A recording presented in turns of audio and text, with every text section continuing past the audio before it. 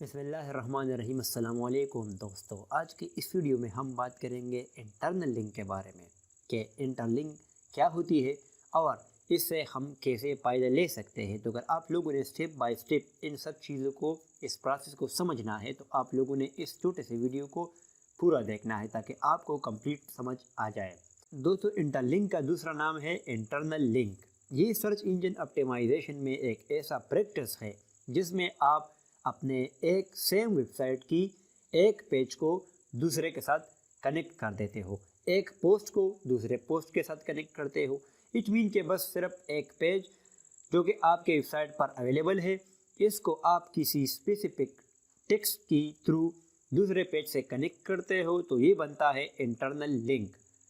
दोस्तों, इसका मतलब अब एक एग्जांपल से समझते हैं। दोस्तों, फॉर एग्जांपल हमारा वेबसाइट है trixmusty.com, जहां पर हम टेक्नोलॉजी रिलेटेड और बिगिनर के लिए गाइड प्रोवाइड करते हैं ताकि आपको इजीली उसकी समझ आ जाए। तो दोस्तों, फॉर एग्जांपल हमारे पास है दो पेजेस। आर्टिकल ए में हमारा होगा कि 10 ways to make money online in Pakistan, और दूसरा जो हमारा होगा वह ब्लॉगिंग के थ्रू पाकिस्तान में कैसे पैसे कमा सकते हैं। आर्टिकल ए में हमारे पास 10 वेज है जिसके थ्रू हम ऑनलाइन पैसे कमा सकते हैं। तो वहाँ पर ब्लॉगिंग में हम ऐसे एक वर्ड को इंटरलिंक करेंगे कि स्टार्ट ब्लॉगिंग, या मतलब स्टार्ट ब्लॉगिंग टुडे, या मतलब ब्लॉगिंग इन पाकिस्तान। तो इस तरह हम इस वर्ड को इंटरलिंक करेंगे हमारे दूसरे आर्टिकल बी के साथ जो होगा ब्लॉगिंग इन पाकिस्तान। तो इस तरह हमारे सेम एक वेबसाइट की एक पेज की एक इंटरलिंक बन जाएगी हमारे दूसरे पेज के साथ। तो इसको कहते हैं इंटरनल लिंक और दूसरा नाम है इंटरलिंक। दोस्तों, अभी बेनिफिट्स की बात करते हैं कि इंटरनल लिंक की फ़वाइद क्या है। दोस्तों, ये आपके यूज़र एक्सपीरियंस में हेल्प करता है। सर्च इंजन ऑप्टिमाइजेशन में हम जब एक आर्टिकल लिखते हैं तो जब हमारे आर्टिकल पे एक बंदा आता है उसको ज़्यादा इंफॉर्मेशन शो करने के लिए हम इंटरलिंक यूज़ करते हैं। जिस तरह मैंने आपको पहले एग्जांपल में समझाया कि 10 वेज में हम सिर्फ छोटे से डिस्क्रिप्शन ऐड करते हैं कि इस तरीके से बना सकते हो, पैसे इस बना सकते हो, लेकिन उसको हम अगर मज़ीद एक्सपेंड करना चाहते हो तो हमारा एक अलग एक बहुत बड़ा आर्टिकल होगा कि ब्लॉगिंग में डोमेन होगा, होस्टिंग होगा, नीचे रिसर्च होगी, सीईओ होगी, और वेबसाइट बना सकते हो। उसके बाद कंटेंट और स्ट्रेटजी और सारी क्या चीज़ें होगी। तो उसको हमने इंटरलिंक किया, तो यूज़र को हमने हेल्प आउट किया कि आप अगर ज़्यादा पढ़ना चाहते हो तो आप लोग वहाँ पर जा सकते हो, तो यूज़र के लिए आसानी होगी।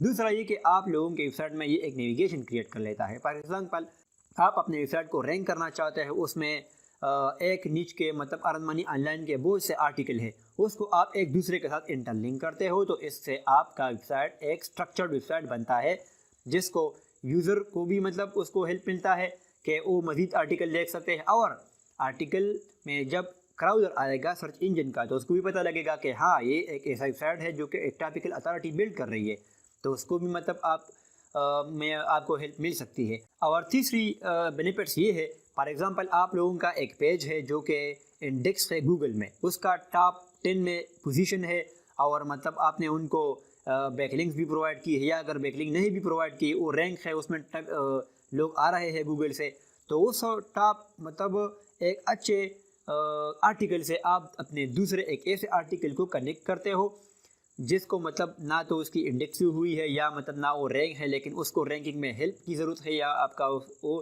सेकंड पेज में रैंक है, तो उसको अगर आप बूस्ट करना चाहते हो उस टॉप वाले पेज से आप उसको इंटरलिंक कर लें, इससे भी आपको बहुत हेल्प मिलेगा। ये मतलब मैं प्रैक्टिकली आपको बता रहा हूँ कि इस तरह इंटरलिंक स्ट्रेटजीज़ पर हम काम करते रहते हैं। दोस्तों, अभी कीवर्ड ऑप्टिमाइजेशन भी हम कर सकते हैं। जिस तरह हम पिलर आर्टिकल बनाते हैं और उसके फिर सब आर्टिकल होते हैं, तो ये भी इंटरलिंक एक दूसरे के साथ एक इंटरलिंक एक फैक्टर है। फॉर एग्जांपल, अगर एक आर्टिकल में हम सारे कीवर्ड कवर कर लेते हैं तो उस एक को हम दूसरे आर्टिकल के साथ कवर करेंगे, तो इसमें मज़ीद आर्टिकल ऑप्टिमाइजेशन भी हो जाती है, जिससे एक पूरे वेबसाइट का स्ट्रक्चर बनता है। और फिफ्थ नंबर अभी जो हमारे पास बेनिफिट है वो है reduce page depth. For example, आप लोगों के वेबसाइट में कैटेगरीज है, उसके अंदर फिर आर्टिकल्स है, तो उन सब को अगर हम इंटरलिंक करेंगे तो इससे डेप्थ जो होगा ना, आपके वेबसाइट का डेप्थ डिक्रीज होगा। मतलब यूज़र जब आएगा होम पेज से कैटेगरीज में, तो कैटेगरीज के बाद सारे आर्टिकल हम एक दूसरे के साथ इंटरलिंक की होगी, तो यूज़र को मतलब सारे इंफॉर्मेशन का इजीली पता चल जाएगा कि इस वेबसाइट में इतने नंबर ऑफ आर्टिकल है। तो ये यूज़र पर्सपेक्टिव से भी अच्छा है और सर्च इंजन को भी पता लगेगा कि इस वेबसाइट के जितने भी पेजेस हैं एक दूसरे के साथ इंटरलिंक है। तो जब भी इंडेक्सिंग और क्राउडिंग होगी तो गूगल आपके वेबसाइट पर जब आएगा या कोई अदर सर्च इंजन का क्राउडर आएगा तो उसको पता लगेगा कि ये वेबसाइट इस पेज के साथ कनेक्ट है। तो अगर आपका वेबसाइट एक अच्छे स्ट्रक्चर वाला होगा तो इस व्यू में आपको बूस्ट मिलेगी।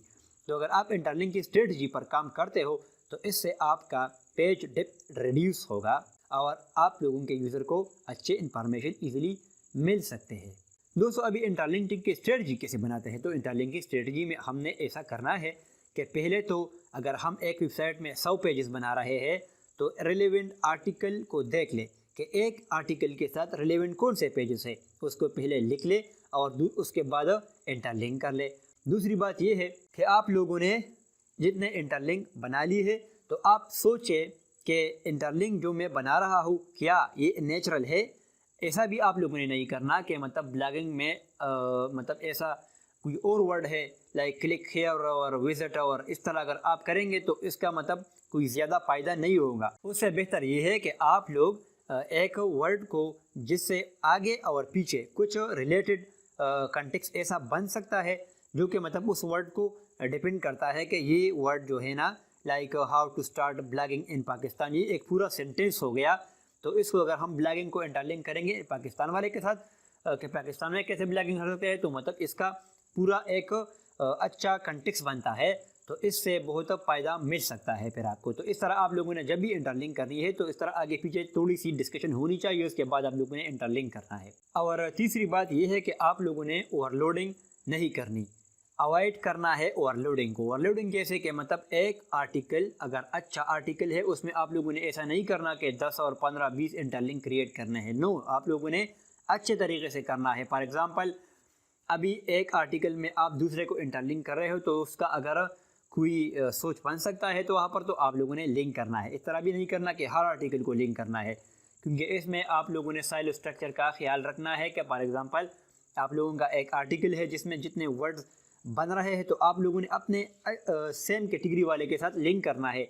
लाइक ब्लॉगिंग वाले को ब्लॉगिंग से करना है, SEO वाले को SEO से करना है। तो इस तरह आपका साइलो जो स्ट्रक्चर होगा उसके साथ आपका एक्सपीरियंस अच्छा होगा तो आपके वेबसाइट को बहुत फ़ायदा मिल सकते हैं। तो आप लोगों ने सही तरीके से इसको यूज़ करना है, ज़्यादा यूज़ भी नहीं करना। और आप लोगों ने जब भी किसी पेज को रैंक करना हो तो आप ऐसा करें कि कंपेटिटर्स को भी देख ले कि गूगल में जो टॉप 10 वेबसाइट रैंक है वहाँ पर जाकर उसकी साइट को ऑडिट कर लो कि उस पेज में कितने नंबर ऑफ लिंक्स हैं। तो आप भी उस तरह कर लो ताकि आप लोगों का वेबसाइट कंपेटिटर से बेहतर होगा तो रैंक होगा। तो दोस्तों ये कुछ ज़रूरी बातें जो मैंने आप लोगों के साथ शेयर कर ली। उम्मीद है कि इससे आप लोगों को बहुत से फ़ायदे मिलेंगे। इस तरह मज़ीद वीडियोस अगर आप लोग देखना चाहते हो तो आप लोगों ने हमारे चैनल को ज़रूर सब्सक्राइब करना है। Thanks for watching.